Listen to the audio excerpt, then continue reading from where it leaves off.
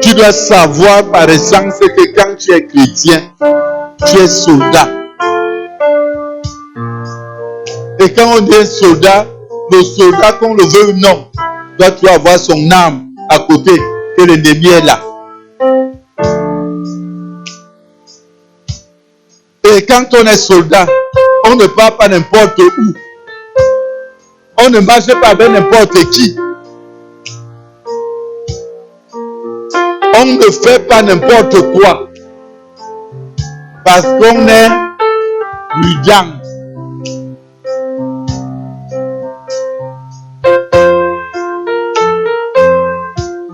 On est concentré.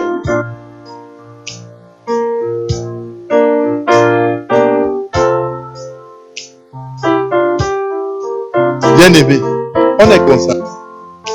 Donc l'arme de la prière requiert certaines dispositions. On ne peut pas prier quand on est quelqu'un qui mène une vie de vagabondage.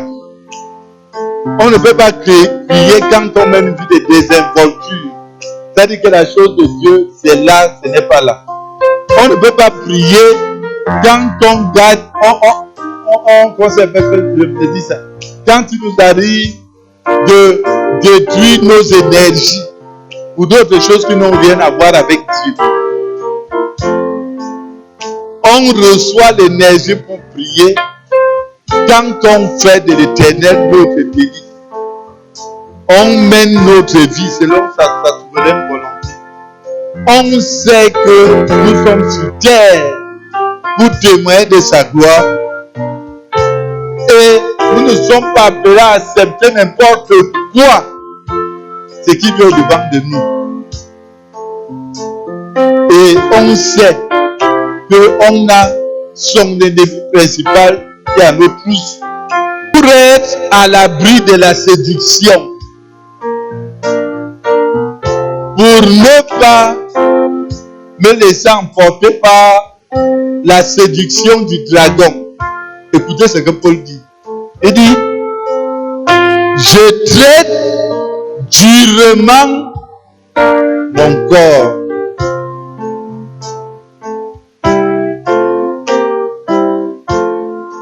Il dit, je traite durement mon corps. Est-ce qu'il nous arrive de traiter durement notre corps?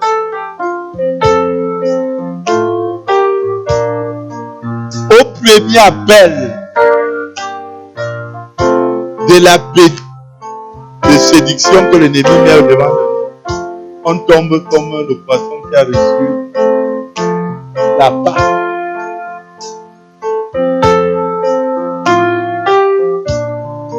Paul dit que je traite durement mon corps